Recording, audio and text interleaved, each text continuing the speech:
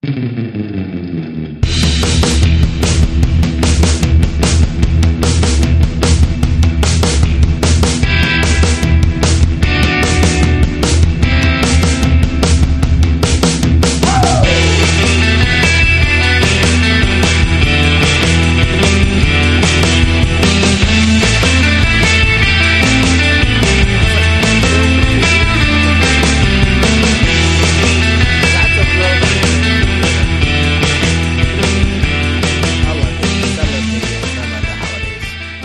welcome to the Down in Front Podcast, the official podcast of downinfrontpodcast.com. Thanks so much for joining. If this is your first time actually hanging out with us, we want to say thank you so much. We hope that you like our show. And of course, we hope you have a drink in your hand, because tonight we are going to be reviewing The Favorite, one of the newest films by Yorgos Lanthimos. I'm pretty sure I killed that pronunciation. And what we normally do here on the podcast is we review a bunch of different movies, TV shows, all over our nice or one of our fanciest or favorite alcoholic beverages or tea. We've been getting to a lot of tea, so you'll be talking about a lot of David's tea, but not tonight. I have a super cast with us here, so I'm super excited to talk about this. So we're going to start the round table with my best friend. We grew up together. We go way back. And we're pretty sure that he has been on more podcast episodes than I have. Brylan, Mouth of the South, what's going on, man? How you doing? What are you sipping on tonight, and what else have you been watching? How's it going this evening, everyone? I am here. What I'm sipping on right now is, since we're talking about The Favorite tonight, I decided to grab my favorite whiskey, Gentleman Jack, right there. And what I've been watching recently, it's been tough to watch things other than movies we're going to review. But in the short time I have, I think I went ahead and canceled my DC Universe membership because I think I got my fill of Titans for the most part. It was the only thing I was using the app for. I would say it's not a bad show. It's decent. So if you like the CW superhero shows, I'm sure you enjoy this. Or even if you liked Gotham, you'd enjoy this because it's kind of like a blend of both. But sometimes, like, some of the characters are just a little undercooked in the personality zone, especially the lead character of Dick Grayson, Robin. He is definitely lacking. He's probably the weakest part, but the other characters are very colorful. It's really cool to see all these lesser-known DC characters get to shine in some capacity. So I appreciate that. And I think overall the DC Universe app it needs some time and it needs some work done to it for it to be something that's viable and worth the investment. Other than that, I decided to start watching House of Cards Season 6. I know it came out a while. I just haven't had time to get to it. And I watched the first episode, and I enjoyed it. I think it's neat to have Robin Wright at the center of everything now. The episode 1 is definitely a setup episode. It's a bit of a mystery about how they're going to take it. But one thing that really surprised me is how much they're actually having Frank Underwood involved in the story. So that's a very curious plot point. I'd like to see how they actually conclude that as well. Oh, nice. I mean, I'm kind of bummed because and I know Dom's going to hate me for this comment, and I'm sure other people, but I've still have yet to see an episode of that show. But I heard it's great. Oh, wow. I did not know that. Yeah, I hear it's great. It's just too much. It's like, 7? It's like 6 seasons. It's Season 6, but 12 episodes each. Yeah. That's a lot. I mean, nowadays, I guess that's a lot. It's always a lot. What do you mean nowadays? I mean, it used to be that shows would last for 12 years and have 24 episodes each. You're not wrong. You are not wrong. So, sure. All right. Well, as always, it's great to see your face.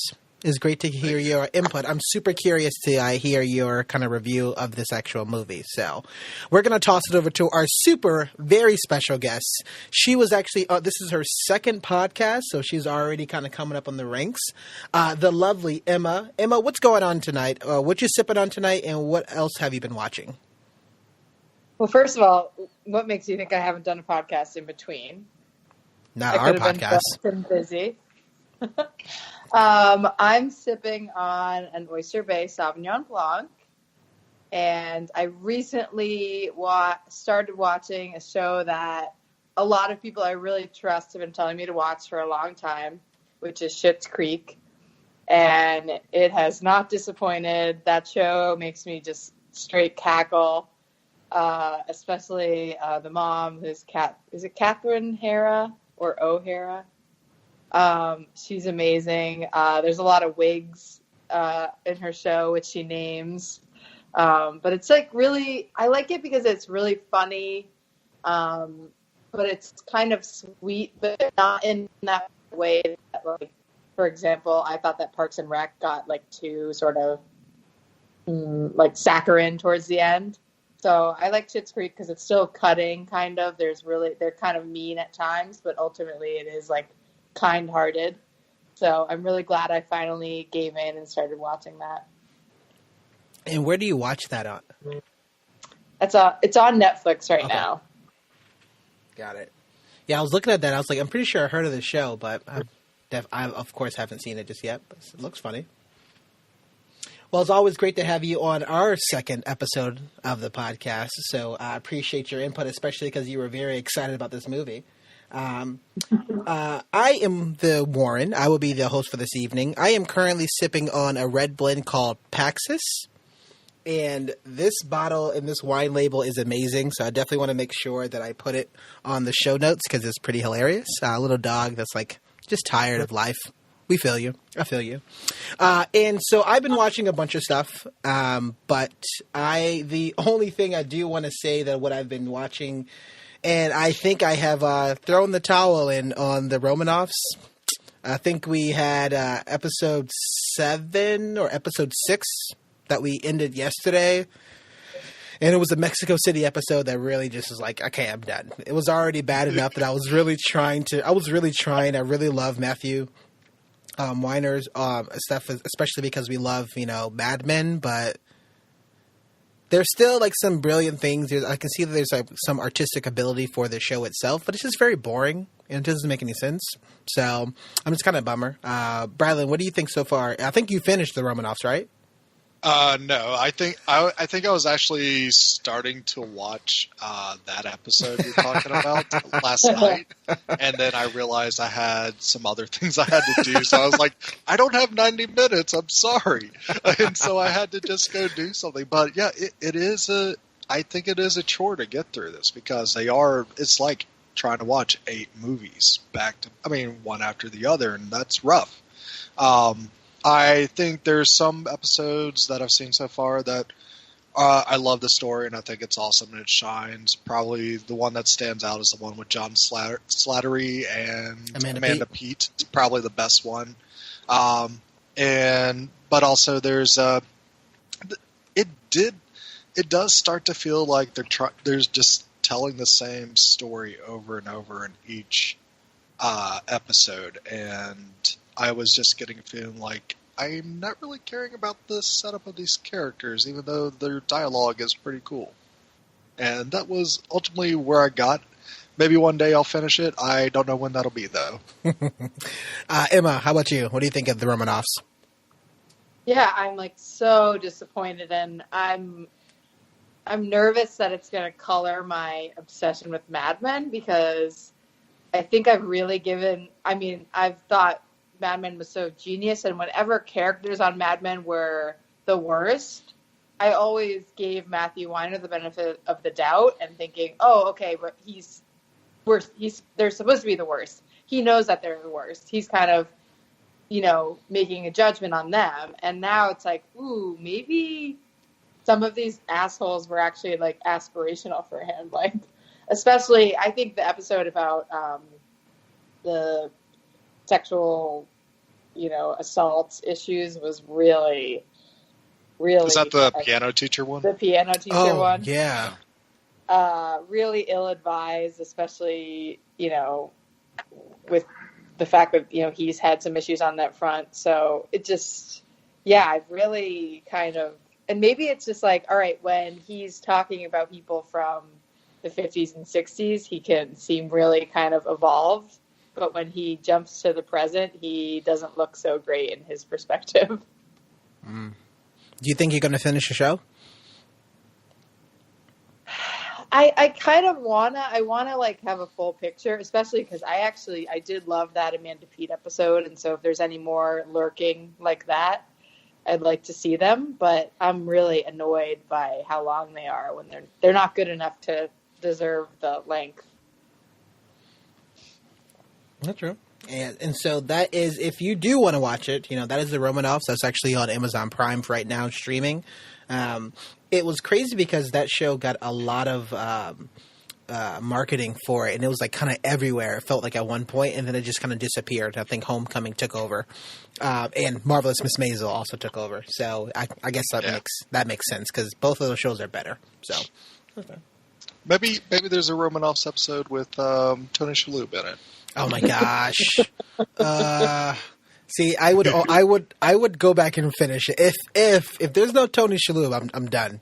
I'm gonna cancel my Amazon Prime subscription. Yeah, right. Who I'm kidding. I order from all the time.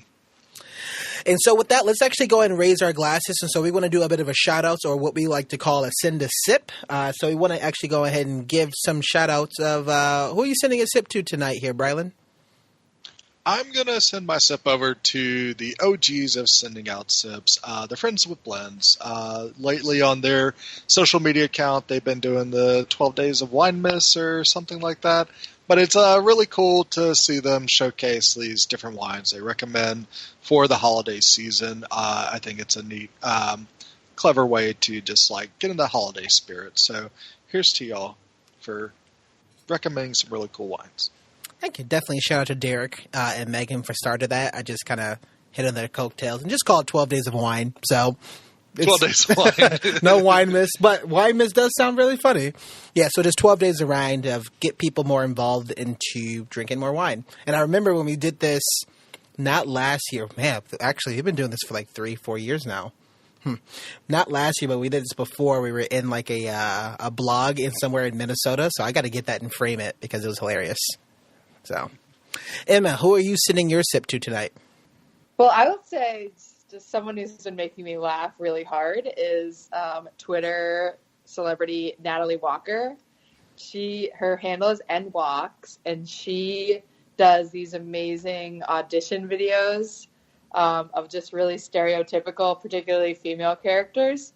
She has a whole thread of them, and I highly recommend looking her up and watching that thread because they're really brilliant and they just consistently make me lose my shit. So nwalks. Well, thank you much, nwalks. That sounds hilarious. My sip is going to go to the people over at Encroachment, which is a podcast about football and a bunch of other random stuff. But thanks so much, Ricky and Michelle, for having me on. That was an hilarious episode. I really had a good time. I think it was one of the longer episodes I think they've done, maybe. But thank you so much for having me. I'm always down and open to talk about sports, especially when people are asking me about Buffalo Bills, because I have a lot of useless facts about them because I've supported them for maybe too long. But I don't have any gray hair, so I'm good. So I don't feel that mind it. So thanks so much, Encroachment.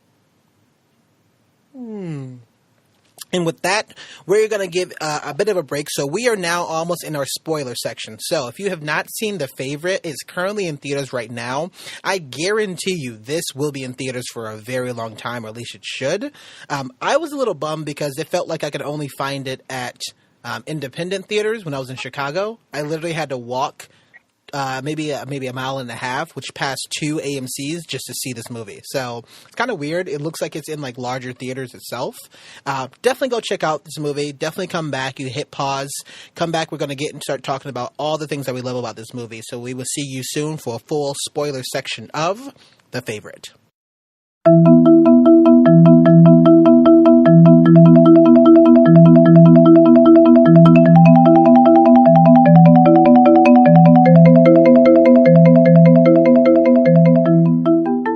And we are are back in We the Down in Front podcast. I have Brylan, I have Emma. I'm super excited. We are in our spoiler section, so if you have not seen The Favorite, we will be spoiling the movie for you. And this is probably a movie that you don't want to be spoiled on because it's so enjoyable. So definitely go check this out in theaters.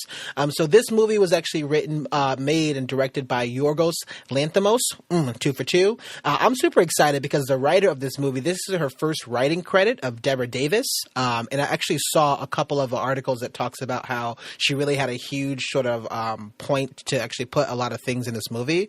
And the dialogue, I don't know if it was because of Rachel Weisz or Emma Stone or Olivia Colman, was absolutely amazing.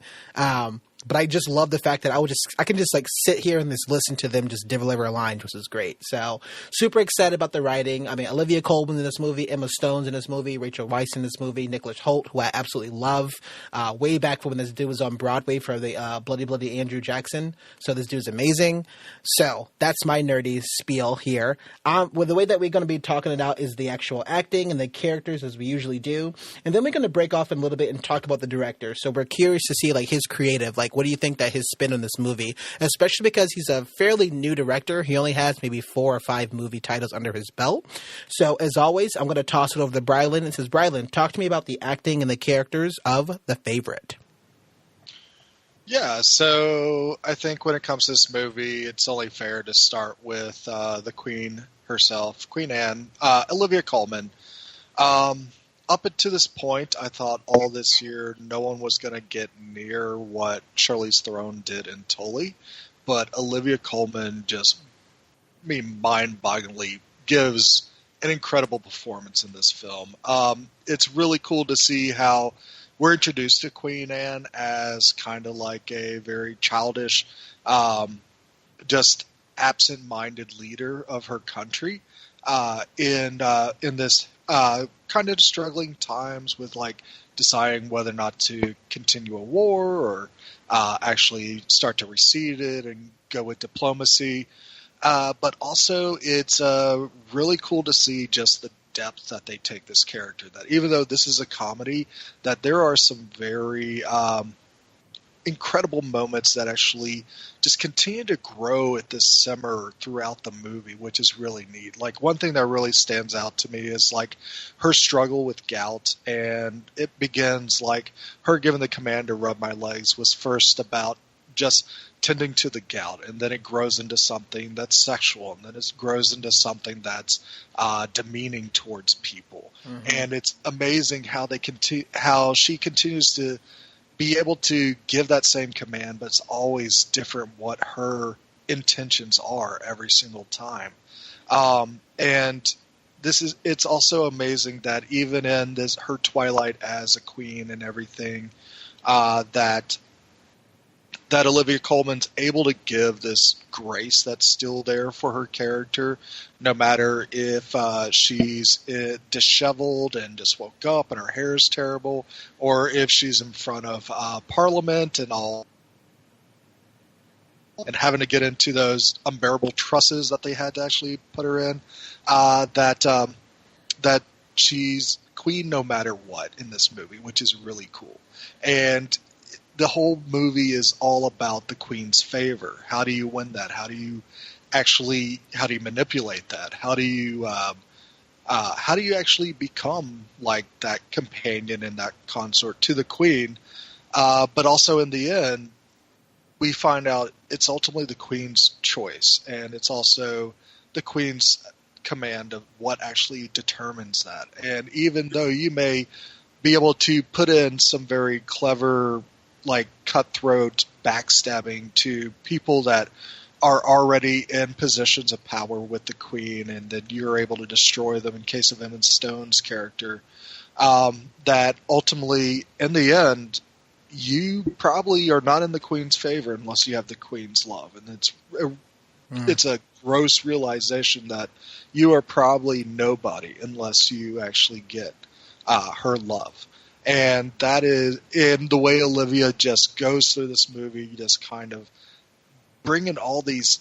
At one more moment she can be very upfront, very hilarious and goofy, but in the next moment very subtle and just thought-provoking and just full of depth of what that character's all about. So I hope she wins every single award that she gets nominated for this performance. It is astounding what she does. I mean, I can't agree with you more. I mean, that was such a that was like a perfect summation of not only the movie itself, but Olivia Colman. And I love the fact that you talked on, Emma Stone, and you talked a little bit about maybe like Rachel Weisz, but she was great. I mean, I felt it very difficult for me to kind of focus on one particular character, especially when they're in the scenes together. And I'm like, well, I don't want to miss anything, so I'm trying to focus on Emma Stone or Rachel Weisz or Olivia Colman because they're all doing some great things all at once, and it's just all kind of wrapped up together. So I really, really like the fact that they are full acting chops was happening, but I love the fact that, it was all Olivia Colman. I mean, yeah. From her character, like being sweet and being salty, and then at the same time, as weak as she was, she still had crazy amounts of power, so she can still command a presence, even showing, or at least her dialogue was not matching her presence on the screen, because she was saying something weak, but she was still a very powerful character itself. And everybody else around her actually saw that, except for these two characters, right? We talked about Abigail and we talked about Lady Sarah. And so those other two characters were just kind of vying for, who's better in the particular kind of time. Also, Harley, played by Nicholas Hoult, he also had a little bit different character, but everybody else to the Queen was super respected to her. So I thought that was great. Yeah, and it's also just amazing to see, like, a lot of the attention is focused on, like, this battle of wits between Rachel Weisz and Emma Stone, going back and forth through the movie. And even with them doing what they're doing, Olivia Colman is just, like, this huge presence that they cannot get out from under, that no matter what they fight for or anything, it's all up to her in the end, which is amazing. What you got about Olivia Colman? Oh, well, first of all, Brylan, that was so well said. I love that lens of the leg rubbing. That's exactly right. The same command and three very different, motivations behind it and completely different feelings around it. I thought she nailed sort of the irony of being so powerful but so powerless because she's so sort of objectified. And I thought another view of that was through the bunnies. So they cue her up as this very childish, I mean, she just nails it. She's like a toddler. You can just, these very minor gestures and facial expressions and sort of pouts, and she's giving you, toddler and tantrum mode. And so you're like, okay, well, that's the side of, sort of celebrity where their growth is stunted because, no one will be real with them. And then the other side, then they eventually sort of reveal that the bunnies represent, all of her miscarriages and stillbirths and the children that she's lost. And that to me sort of showed, okay, well, no one has taken her pain seriously either. No one has taken, her own life and personal tragedy seriously. I mean, no one sees her as fully human. And so the bunnies end up being, oh, actually, she's a real person and she's really been through some shit. And what I loved was that neither Lady Sarah so Lady Sarah doesn't give the bunnies the time of day, and that really pisses Queen Anne off. And then Abigail sees that, and so then pretends that she's obsessed with the bunnies so that Queen Anne will love her. And it was really tragic to me that, they're both sort of pandering to her, and neither of them is seeing her as a full human. Even when she feels love, periodically, she feels like she's loved and on this pedestal, but she's not being seen for just her own humanity. And I mean, to thread that needle is just unreal. I thought she was so funny and so tragic and so brilliant. So I completely agree. She deserves everything. Yeah, I would say with some of the other characters, like we mentioned, Lady Sarah and Abigail, their competition amongst one another was a lot of fun and everything.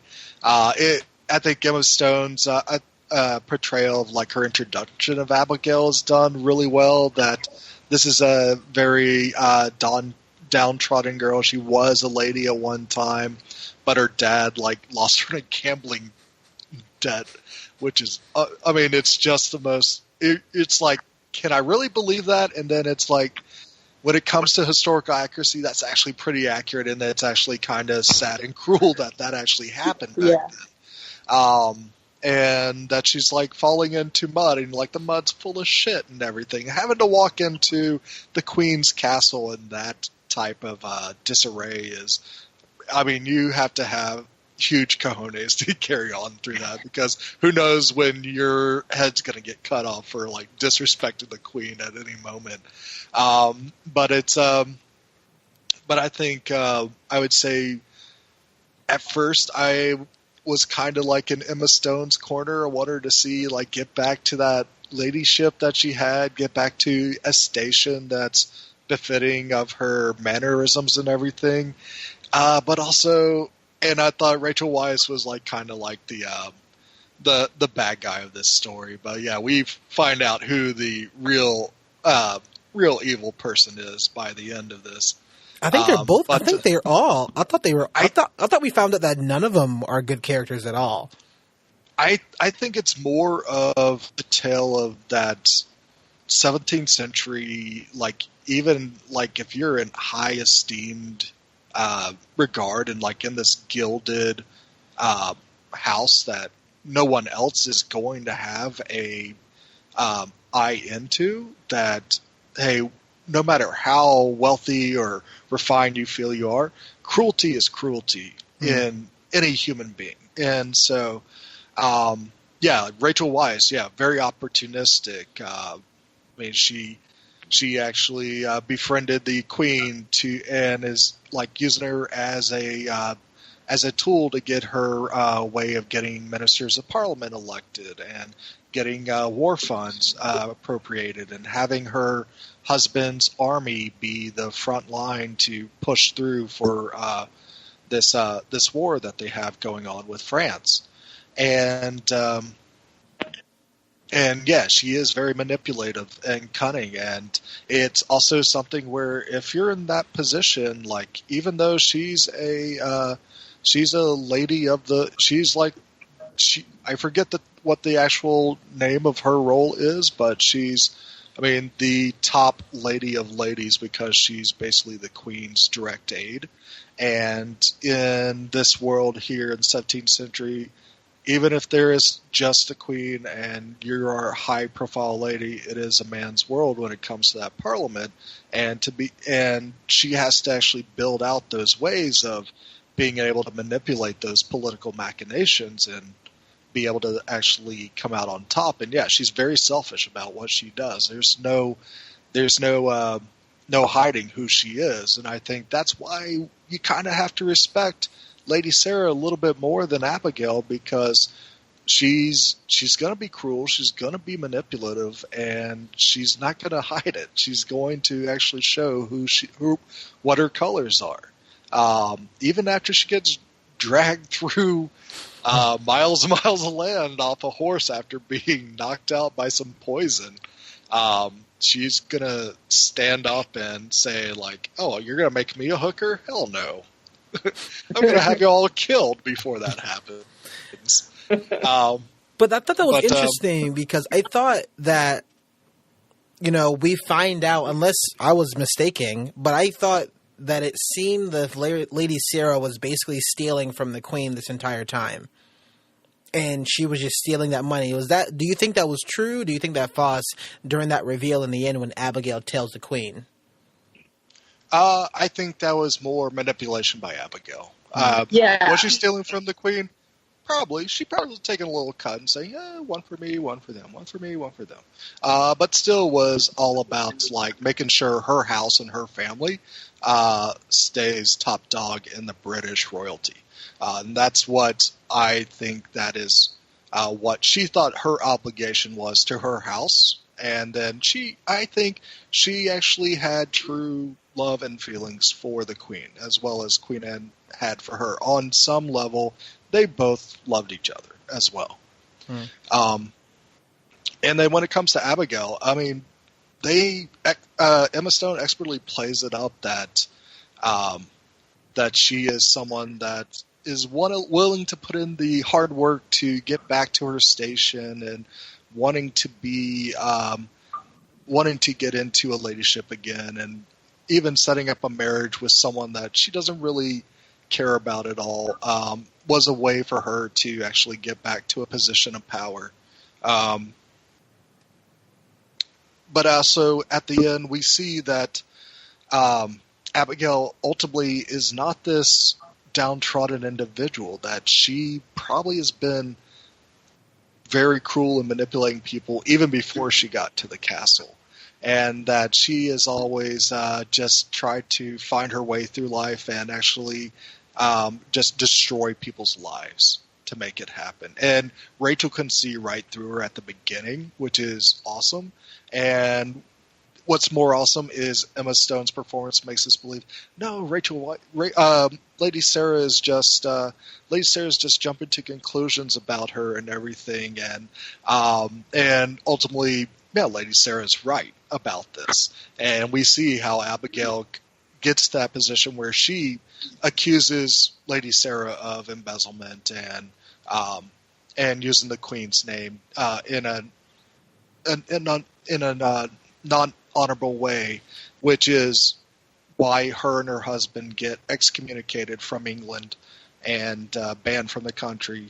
Gratefully, they weren't actually killed because of that, because that is like a killable offense in a lot of time, especially back in this time. Mm-hmm. But I think it's amazing to see, like, once Abigail gets in that level of power and becomes that top aide for the Queen, that she doesn't treat it with the respect that Lady Sarah does. She uses it for her own just very, very selfish reasons. So we ultimately find out that Abigail gets in the station of power, and she uses that station to just throw all these very selfish parties, and ultimately we see her that she is just an evil human being, that she starts torturing these bunnies. That means so much more to the Queen because of they're representative of all these miscarriages and lost children that she has, and that is something that no matter what you do to the Queen can tolerate a lot. But once you torture literally the embodiment of her children, you become less than human to her. And it's just beautiful and brilliant how that last scene ends up. Just Abigail gets her comeuppance, pretty much, that the Queen ultimately sees who she is, and probably already knew who she was too. And it's like, all right, you're going to be here with me. I'm going to treat you the way I think you should be treated, which is you're less than human. And I thought that was amazing. Emma, what you got? Yeah, I think it was so brilliant how you kind of are set up to think, Lady Sarah is, so manipulative and controlling, and Abigail's sort of more, and then it sort of flips that on its head. And I thought it was so fascinating to see, like, the two different dynamics of, all right, neither one of these relationships is really healthy, and neither one of these women, Lady Sarah or Abigail, is like really, a hero. But I thought the history with Lady Sarah and the Queen it was manipulative and controlling, but it was almost like organically so. It was almost like if, they had grown up in a different time, and the genders had been swapped, or the power roles had been different, they would still have had that dynamic. It just seemed like it was kind of like they tell the origin story of Lady Sarah King, and it just seems like that was their dynamic organically. And so obviously it's magnified by the fact that Queen has all this power and no real interest in executing it. But I could envision, maybe if, Lady Sarah were a man and the Queen were still the Queen, he might be still sort of pulling the strings, but it wouldn't necessarily be. It just kind of seemed, especially once they reveal who Abigail really is, it organic and there is a real connection, and they do kind of know each other in a way that I don't think anyone else real about it. Whereas Abigail, and again, going back to the bunnies, I think Lady Sarah, like, that was almost a strength, that she wasn't going to pretend that she gave a shit about the bunnies. Like, that was almost her being real with the queen. Yeah. And so then when Abigail is, like, fawning over them and then, like, oh, gonna crunch one, I mean, it's really telling.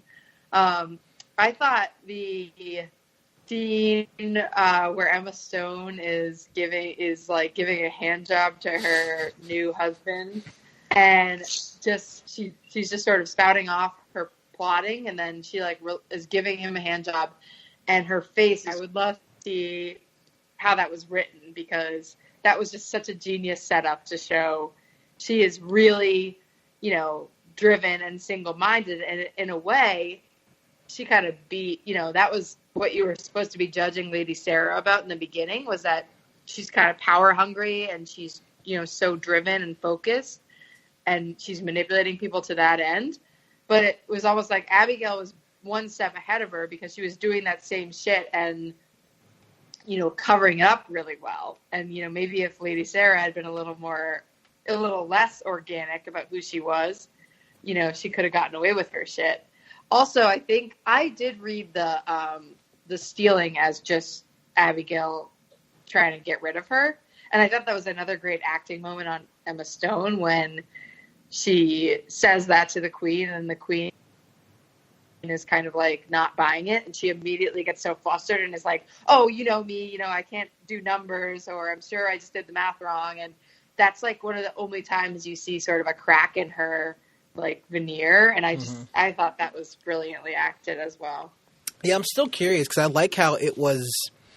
I feel like it was vague, at least to me. I thought it was kind of vague, and I was taken on the side of, right before that sequence, I think Queen Anne, Olivia Colman's character, had mentioned that, she would, before Lady Sarah left, she would say that I would never lie, and it was kind of reinforced with Queen Anne, and then it's found out just by looking at some books that, was she stealing from her? Because it's still possible. And the acceptance that Lady Sarah gets once she already knew what was going to happen. She already knew exactly what's happening. So she knew, it felt like, okay, I know I'm guilty this entire time, but nobody has found out.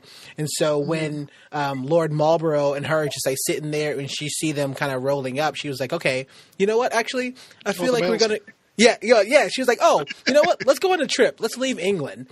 I was getting the sense that she got caught from that sort of thing, or it could be something to find that maybe Emma Stone's character, Abigail, finally think that she actually won. I thought it was kind of curious. There was always kind of dialogue back and forth between Abigail and Lady Sarah about winning and losing and winning and losing. And it was curious because Abigail thought that it was all about winning, and she was like, "That's not. It's something much more," sort of thing. So I do like that particular kind of instance of it. Definitely felt like Lady Sarah cared for her as a person, but like you both said, they both took advantage for her. One killed her with kindness, the other one was just straight up and being honest with her. But both of them took advantage in the fragile state sometimes, that the queen was going to be in. And I thought that was a great call out for all three of the actresses, especially on the screen. I thought that was great. Yeah, and it's also also really done by Emma Stone. That we are led on to believe. Abigail is just taking a chance here to kind of get her leadership back, see if she can get back to being a lady some way somehow, and we find that. What really speaks to her evilness is that once she gets the ladyship, even though Lady Sarah disapproves of it and everything, and she can give her disapproval, and she's freely giving her disapproval about that, it's not where Abigail stops when she does become a lady. It's like, no, I'm going to flat out destroy you, even though you've never done anything to me. It's not revenge. It's not avenging her father or anything. She even admits her father was a piece of shit. It's about, I just want to destroy. And that's the cruelty we see out of Abigail. That's much different than Lady Sarah.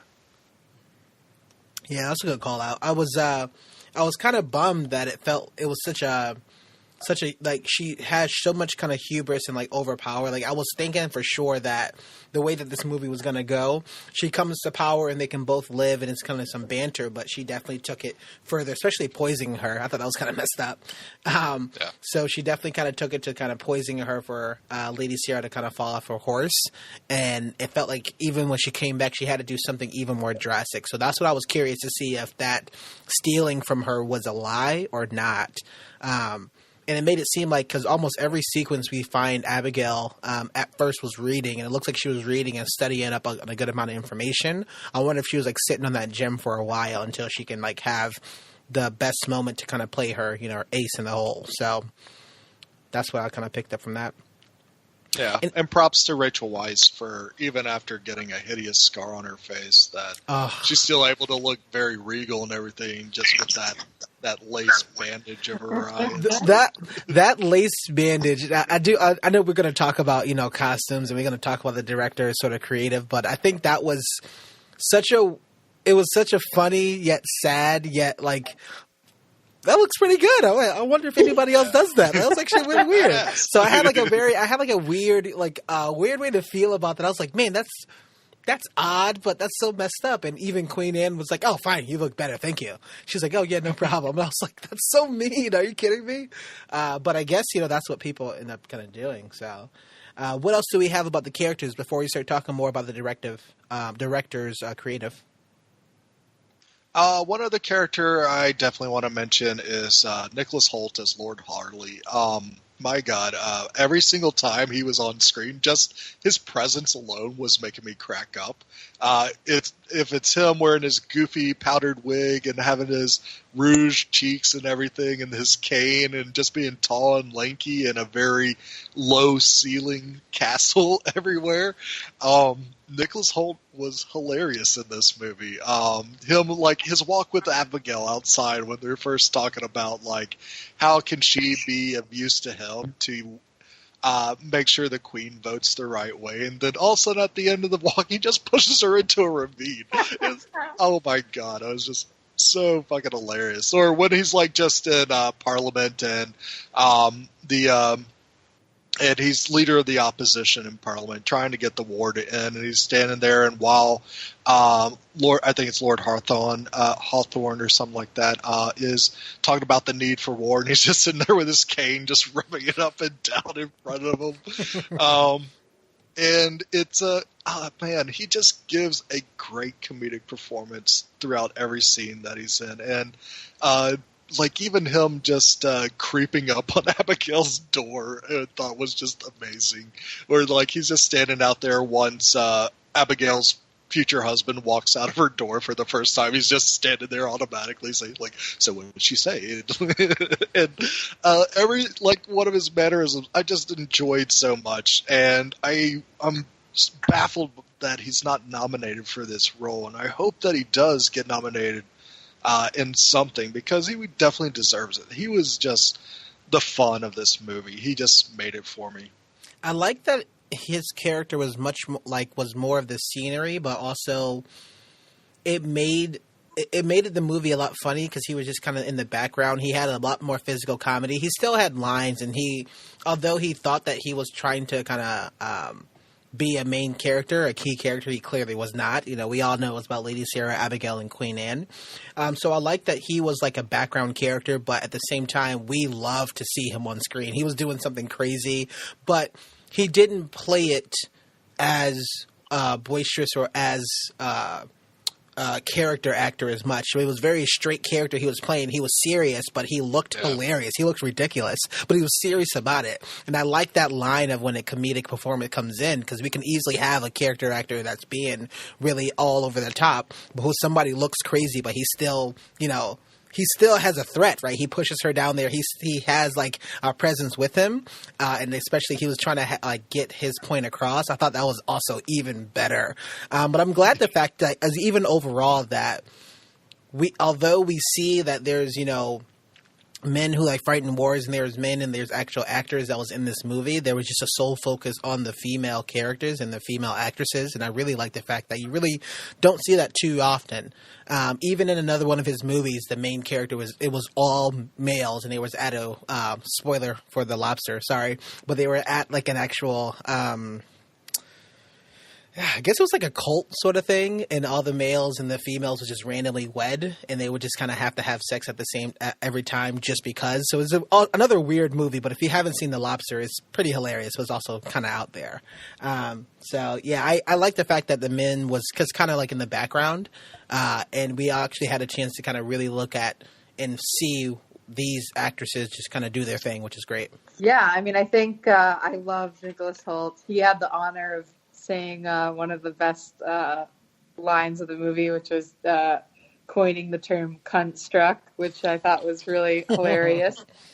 I also, this was the first time I've seen Joe Alwyn, who I guess I just was Googling him, and I guess he's in Boy Erased and Mary Queen of Scots as well. So apparently a big year for him. But, I thought he was fine, but that's Taylor Swift's boyfriend is the only reason I knew him before. He is really good looking, so I get that. And then just off of what you were just saying, Warren, like, I think it was so, and I was very conscious of it's in the movie. I was just like soaking it up. Not only was it like almost all the screen time was on the three women, but they were all unlikable. They were all shitty in different ways. Mm-hmm. And like, to me, that was just, and I feel this way when I see, a movie with a lot more like representation of like people of color. It's like when you just get to see multiple permutations of a certain type of person that's previously been sort of crammed into, 2 or 3 stereotypical roles. It's just so exhilarating to just, even in the moment, I'm like, oh my God, I can't believe I'm seeing these 3 crazy bitches being crazy bitches, not about men, like crazy bitches about power and manipulation and making their own way in this shitty world. And like, I thought it was just so fun to be able to be watching that and having, as you said, Warren, having the men sort of relegated to these sideline, comedic roles. It was great. It's just nice to see the movie that's like not about the men of it, especially as a movie about like the Queen Anne, right? And I think previously we've seen a lot of other kind of sources and a lot of other movies about the Queen, even for an example, right? Brylan, we talked about The Crown, right?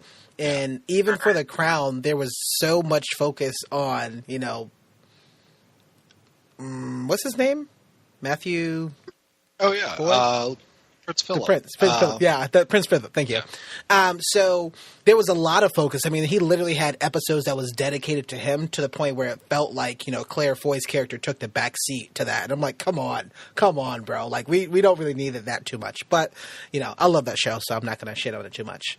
But I'm glad that, this was more of the, men in this background were just kind of archetypes that just didn't really understand how the world works, whereas what's happening between these 3 women, shit was going down, and they were literally running the entire, they were controlling wars, and Abigail even used as an analogy of, it's like coming late to a party, and I like the fact that it was like, oh, but it wasn't like she didn't understand the concepts of war. It was more like, oh, they understand it so much that even the men was like, it's not likely. Actually, it is much like this, even more so. So they use that. We talked about the different levels of like the bunnies, right, and the different sort of visualizations between that and the visualizations of rubbing her legs and the visualizations of how women, surprise, right? It's 2018. Surprise. Women know what they're doing. And I like that we can actually see that on the screen. And I like the fact that he can give them the ability to have their own say. We can just literally have a scene with 3 women and they're doing their own things, but at the same time still have those comedic moments. And I think one of the things, as we're going to transition to talk about the director, I think one of the funniest moments I liked, because it was a very simple scene and it was just a little bit of dialogue, some physical comedy, used to be like an uncomfortable sort of scenario, but you can clearly see that, the seething face of Abigail sitting outside the tub when Lady Sarah comes in and kind of slides into the tub of mud, right? And they're just having like kind of a mud bath, and they have like the mustaches and the things that they're like making fun of men. And I'm like, this is great. Like, you don't see this. Like, it's very simple, and it's a stereotypical like comedic, almost like it's like kind of a Three Stooges thing, but it's a little bit different. But it's clearly like they're there, three women who are the most powerful at the time, sitting there making fun of all these men. And I thought it was great. So I'm glad that he can give us and there's writing involved too. So I'm glad that the creators of this movie can give us these moments that I'm like, oh shit. Like, and it looked gorgeous too, especially because everything was white and the only thing that was brown was the mud in there, and the contrast was amazing. So the fact that we can get like subtle scenes like this, that they said probably 15 words maybe, but it's such a powerful scene just for the live with these characters. So I thought that was great. I love that scene too, because it was like, again, I think that showed just, of course, Lady Sarah was super anxious to get back in her favor, but that was real chemistry. And it was reminded me of the bathtub scene in Star is Born, where she's putting makeup on him. Like, just these people actually have real chemistry. And in general, I just loved how it was three women. At least two of them were queer. One of them was pretending to be queer. And it wasn't this against all odds, oh, aren't they so brave? Or, it wasn't even about that. I mean, the queer thing got brought up at the end when there was some threat of exposing, of Lady Sarah kind of threatening to expose the queen. But mostly it was just like telling their story and not, because I think that's sort of that halfway point where we spend a lot of time celebrating movies about, it's a queer character, but it's all about their trauma and their tragedy. Or, it's a woman and look how she's defying the odds. Mm-hmm. And this was just like, nope, they're just living their lives and we're going to watch them be them. And that was just so fun to watch. Yeah. I really like that. What else do we want to talk a bit about? So I'm going to say 3 for 3. Yorgos Lanthimos, his creative. So what else do we want to talk about him as a director? I'm going to toss it to you, Brylan. Yeah, so this is the first Yorgos film I've seen. And I was kind of blown away that even though this is a period piece, he's using some very... he's making some weird modern choices and things that are like... baffle you at first, but then you start to think about it. It's like, oh, that means a lot. I just love that you have this sprawling castle that has these dark corridors. Everything's candle lit. Having even like a hidden passageway between Lady Sarah's room and the Queen's room, I thought was used very effectively. But also, I thought it was really neat that out of all the things to use to frame the shots, he's using fisheye lens, which usually I see in skateboard videos, and that's it. He's using a fisheye lens to follow people around in this world. And at first I was like, wait, what the hell is he doing? And it works. It's actually gives you some skewed like perception of these wealthy, like, very important, powerful people, but also it kind of adds the twistedness of them to it visually, which I think is really, really cool. And it's kind of like you're supposed to see all this unfold from the perspective of the bunnies, which I think would be a funny thing to think about. But also like things that I thought were really neat that like just baffled me at first, like out of the blue, there's a Soul Train line going on with all of these. Oh my gosh, I love it. Stuff. Yes. I love that scene so much. They're throwing oranges at a naked dude one time. For what? Who knows? It doesn't matter. It's hilarious. And the final scene that's literally just almost like a picture that he actually just shapes layers upon layers where you see Abigail and the Queen, and then it's layered over by the bunnies, and it starts to warp around and everything. And you're like, that's weird. But then you start to think about it, it's like, whoa, that's actually pretty cool that how he did that. And it means a lot just having that one scene. So I thought that was a really amazing way of how to actually finish a film. That we're just going to leave it at this. This is actually pretty much all that this movie means in one still shot that you're going to take away from it. And I thought that was amazing as well. I also thought, even though the music is not original, it's all classic pieces. They picked they arranged the right pieces to give you these playful feelings while going into a scenario, and then they just slap you in the face with these very like dark, dramatic notes that actually play through like the cruelty of the characters and the twistedness of what's going on, the manipulations, but also at the same time, there's this very harpsichord, just chipper feel to the music all at once, and it's just it just shakes you to the core because you're like, am I supposed to laugh? Am I supposed to feel bad for these people? Do I like this character? Do I hate this character? And it just complements everything that's going on really well, I think. Yeah, I love that. I love that saying, Brylan, because we see sometimes we see some sort of transformational work that you're not entirely sure how to feel, right? You're not entirely sure what to say. You're just kind of experiencing. You're in the moment, but it's like I don't know how I'm supposed to feel about any of these characters. And then I think to myself, I don't know how I'm supposed to feel about myself. How the hell am I supposed to talk about this movie with other people? And then I really go inward, right? It's some of these sequences that they mean so much. I think to me, I'm like, oh, I had a really good time, like a dancing sequence there. I had a really good time with that dancing sequence. That was kind of fun. It was really, it literally, I know this is an odd sort of comparison, but the only other time we saw a Soul Train line was in Black Klansman, and I really loved that one.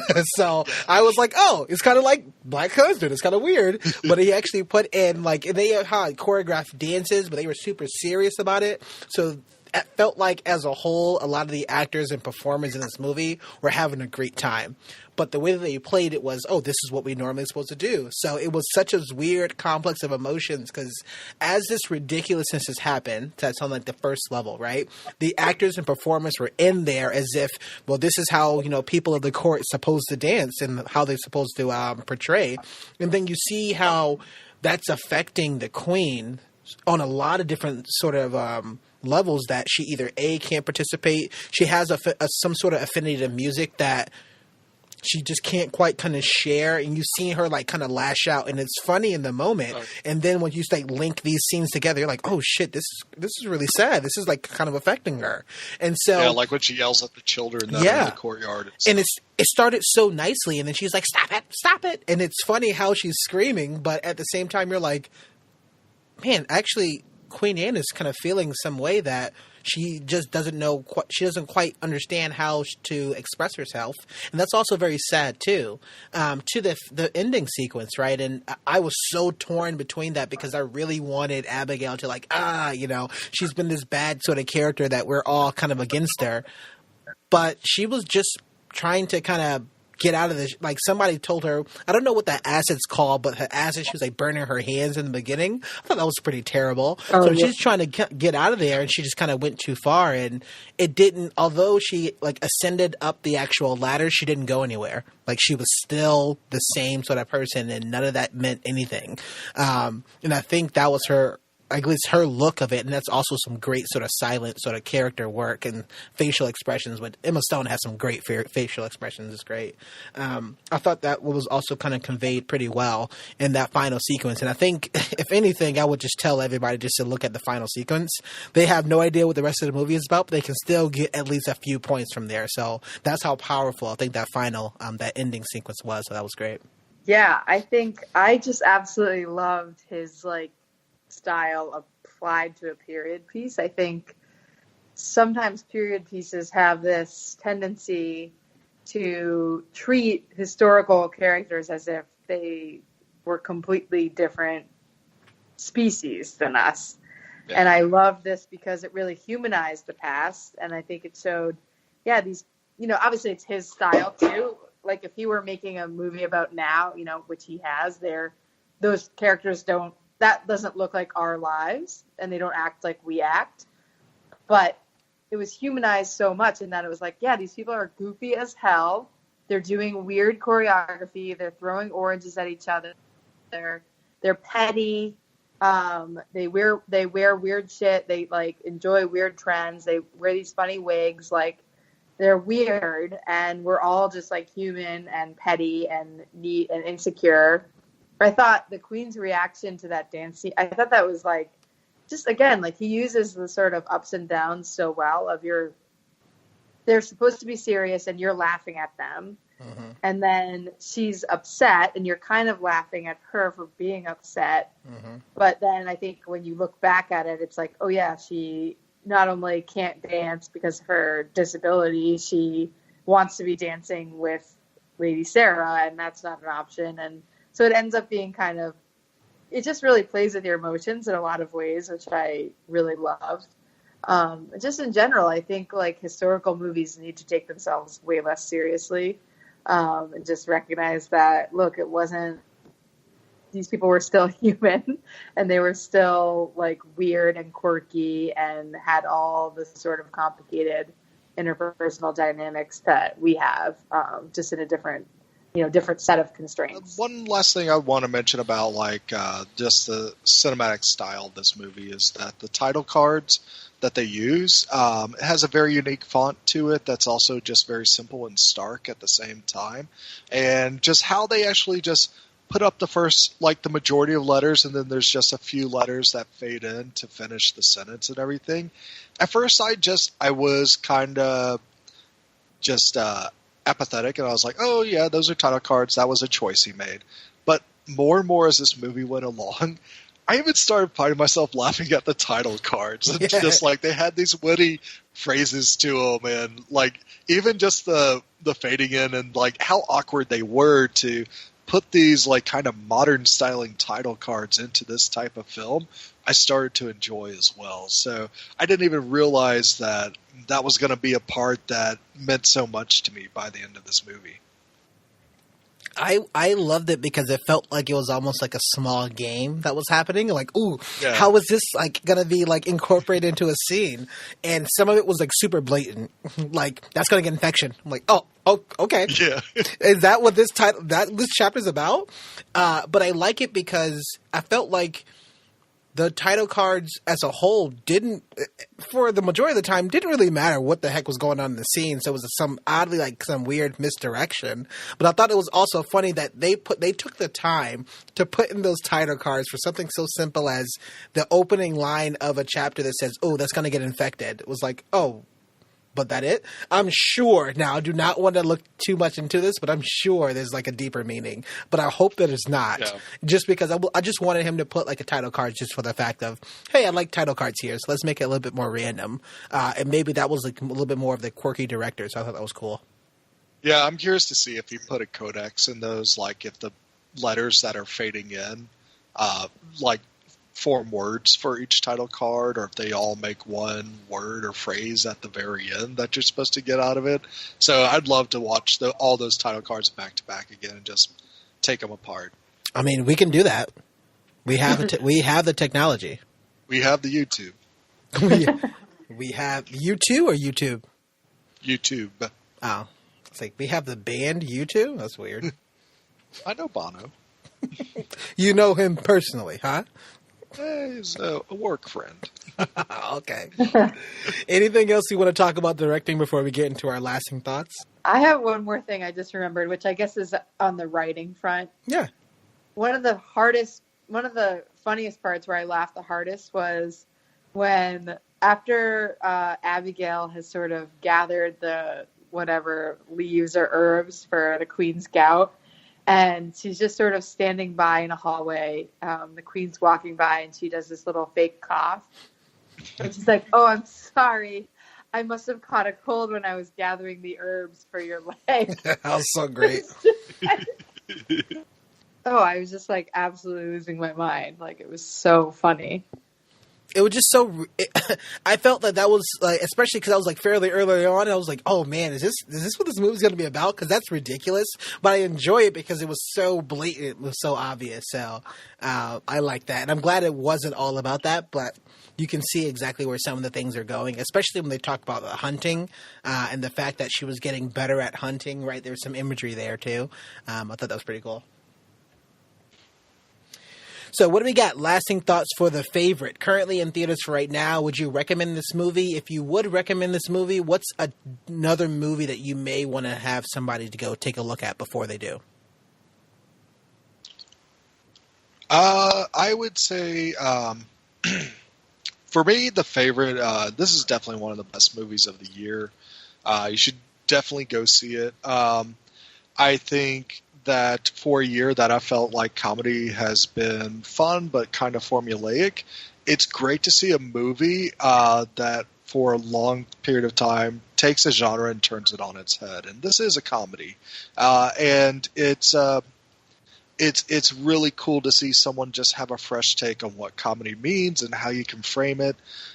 Even if it's done in the past, that it actually feels very fresh and modern, I think is amazing. And it's also really cool to see that there's also a very in-depth story here, that you have a lot of cool, complex characters that you want to root for or you want to hate, and that you'll love them all for what they do coming out of this movie as well. So it just goes to show that comedy doesn't have to be surface level. It can be very thought-provoking and full of depth as well. Damn, very well said. Emma?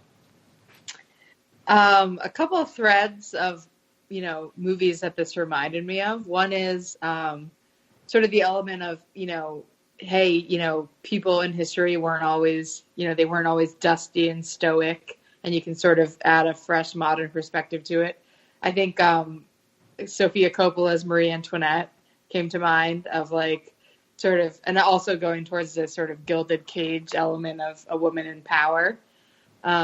In terms of one thing I really loved about it was just, I think we tend to think that because historically societies were, more repressive in certain ways, we tend to think of it as linear. But actually, people have been queer forever. And in some ways, I read a really interesting interview with a historian about this movie, and she says, in some ways, queer relationships were actually more acceptable because they didn't threaten sort of the lineage and the familial lines. And so along those lines of just sort of complicating our ideas of, oh, you could never get away with, going outside of the gender binary or, having alternative like sexualities. I thought The Danish Girl explored that well in terms of saying, oh, actually, it wasn't necessarily, there were more possibilities than we think historically. And what a soundtrack. I love the Danish Girl soundtrack and score. That was a phenomenal movie. So good call. Yeah, I gotta, if I can kind of mix both your sort of views, I was really glad the fact that we can see I'm really glad the fact that it wasn't like an issue of people just being, queer. Like we can have actual relations between, three, female characters without anything comedic about it. And it felt like there was some serious sort of repercussions, especially like kind of leading up to people are caring about each other, and there was not an issue about it. And the one time that there was a bit of a threat, she kind of threw it away because it could kind of get out. And I can see that that's how the queen may feel, but it felt like everybody knew in the castle and nobody cared, which I thought was pretty cool. Because I know a lot of other people like kind of found out too, but the fact that we saw how Emma Stone found out was like a little bit different. But I love the movie. I definitely would say please go watch this movie, especially because I think as all throughout we get some crazy good actor and actresses, like some great performers all around in the movie itself. Some great writing. Some of the set pieces are also kind of pretty amazing. Like even the costuming and just some of the scenes that they kind of just shot with, especially the lighting, was great.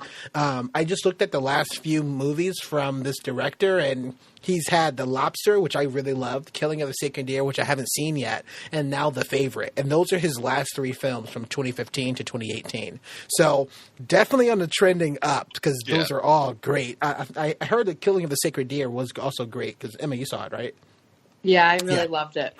So I definitely want more of his work. I want more of everybody basically in this movie. I'm all about it. So I definitely want more of that. Definitely go check out this, especially because a lot of the stuff that we get this year, much like Brylan was talking about, was not original. We now have a bit of a different original story that you may not know. So definitely go check out The Favorite. I think you will be pleasantly surprised. And a lot of people better win some awards for this, because I'm pretty sure they won't. Yeah.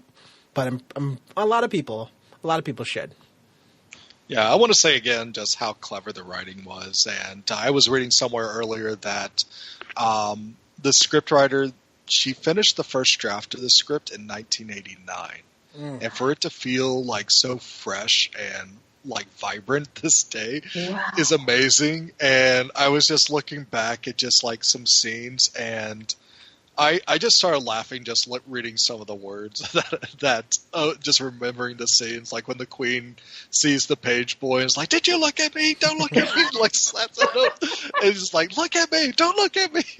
And it's just so done so well. It's brilliant, like all the way through. This is one of these complete movies that I just adore. Yeah, and especially kind of perfect for the holidays, and it's kind of a slower time to get more people out in the theater, especially if they're home. They're trying to watch maybe not, I wouldn't necessarily call it a family movie, but I think a lot of the families should watch this movie together just to get a bit of a new perspective and a new sense of a movie itself. Because a lot of the things that's come out this year is either kid-friendly or superhero, right? Where is that kind of in between? What else do we have? Or horror, right? Where is that in between? What else do we have? And we have this sort of niche of a movie that's starting to emerge more and more that people feel like is an independent, but it's not. And not saying it's nothing bad about being an independent movie, but again, more theaters should have this movie. I was really pissed that not a lot of theaters didn't have this movie. So, what the fuck? So, I'm just going to throw that out there. And with that, we have been a Down in Front podcast. Thanks so much for joining in. Brylan, where can people find more of your work on the interwebs? You can find me wearing my fanciest powdered wig on Twitter at Brylan, BRILUND. You can also find me posting a bunch of many movie and TV reviews and wonderful memes on Instagram at I Am Bryland. There was one that you posted, I think it was today, with the 2 wolves, and I think there was another one. Those are dogs, not wolves. Those dogs? They look like wolves. Same family. There was another one that you posted that really made me giggle. So I was like, thank you for what you do, Brylan. I appreciate it. You're welcome. Emma, where can people find more of your work? You can find my Badger makeup tutorials on Instagram at Emma D. Hall, and I'm on Twitter also at Emma D. Hall. Oh my gosh. Do I look like a badger? Yes. And sometimes you look like a badger. Sometimes you don't. I thought that was such a great line too. I was like, oh my gosh, that's awesome. Good call. Man, that was such a great callback. Such a great callback. Check out more of our work at downinfrontpodcast.com. There you can find their video teasers. You can find our information for our music. We have little blogs up there along with our Gamecast information, so you can check out some older videos we have there. Our Friends with Blends as well as My News Band. If you like what we're doing, you can follow us on Twitter at _IdeaEFP. We're also on Facebook, facebook.com/downinfrontpodcast.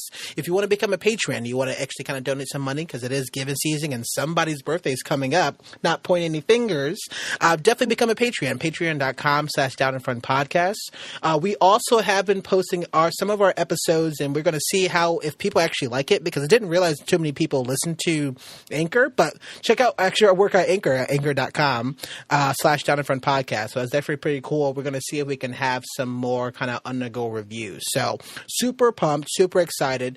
Our next review will be, Brylan? Our next review will be Spider-Man Into the Spider-Verse. Oh my gosh, Emma loved that movie. I'm super excited. Nice. Good night, everybody. Good night. I feel like we didn't talk about the lobster races. Oh yeah. Yeah, I know. I was like...